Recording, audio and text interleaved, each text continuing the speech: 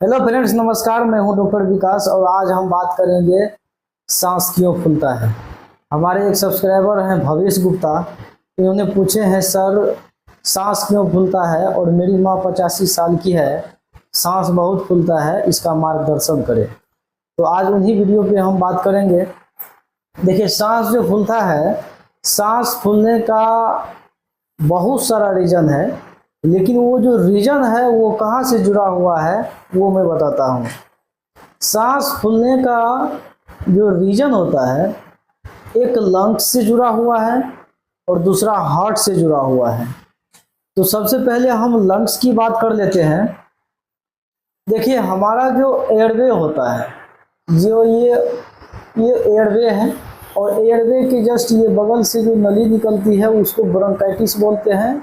और इस बगल लंग्स, और ये लेफ्ट साइड लंग्स और राइट साइड लंग्स, और दोनों साइड में एक ब्रोंकाइटिस निकलता है। और उसके ये अंदर में जो लायरेंस होता है, ये लायरेंस, इसके अंदर में एक लायरेंस होता है, जैसा कि आप तस्वीर में देख रहे हैं। ये लायरेंस इसलिए दिया जाता है कि आप जो भी भोजन लेते हैं वो भोजन फेफड़ा में ना जाए।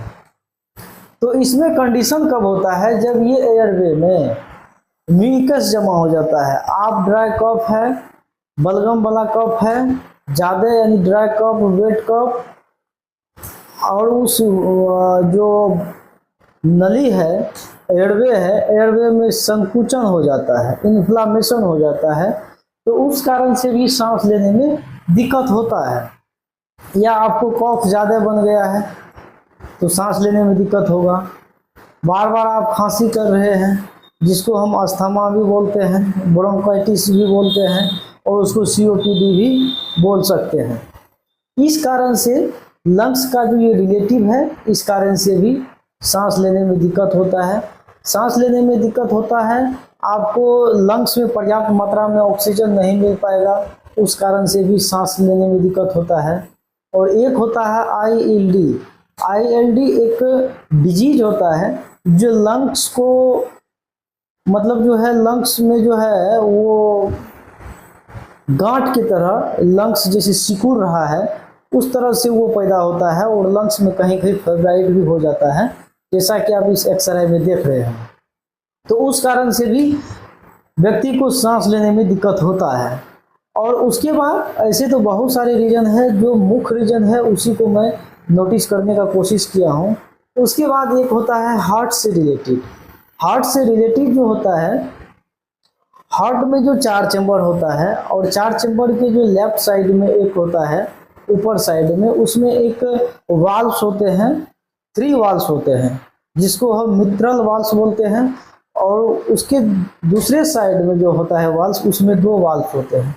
और ये वाल्व्स क्या होता है, खुलता है, अप डाउन ये खुलता है। उस खुलने में कभी कभी होता क्या है, जब वो वाल्व्स खुलेगा तो सही मात्रा में, यानी पर्याप्त मात्रा में नहीं खुल पाता है और पर्याप्त मात्रा में नहीं बंद हो पाता है, तो वो जो ब्लड हमारे हार्ट के माध्यम से वो पूरे बॉडी को जाता है, तो वो बंद हो जाता है। तो पर्याप्त मात्रा में ब्लड नहीं गया, ब्लड जो भी जाना था वो पीछे रह गया।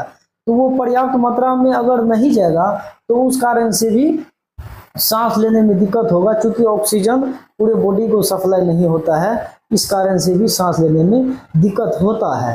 तो हार्ट का जो मेन फंक्शन होता है, अगर आप कभी चलते हैं, फिरते हैं, सीढ़ी चढ़ते हैं या कुछ काम करते हैं, तो भी आपको सांस लेने में लो ब्रेथलेस होना शुरू हो जाता है। अगर इस तरह का कंडीशन आपको आता है तो आप सिंपल एक जांच करना होता है, जो ये हार्ट से रिलेटेड, किसी को भी हो सकता है, लेकिन ये हार्ट से रिलेटेड है या मतलब लंग से रिलेटिव है, तो इसके लिए आपको करना क्या है, एक सॉर्बिट्रेट का टेबलेट आता है 5 mg का। और सॉर्बिट्रेट का टेबलेट आपको, आप किसी जगह, मतलब ऊंचे जगह पे चढ़िए या कोई हार्ड वर्क कीजिए और सांस लेने में चलते फिरते हैं, अगर सांस लेने में आपको दिक्कत हो रही है, तो वो सॉर्बिट्रेट का 5 mg का जो टेबलेट होता है वो अपने जुबान के नीचे रखिए, और 2 मिनट में वो क्या होता है, हार्ट के ट्यूब को चौड़ा कर देता है।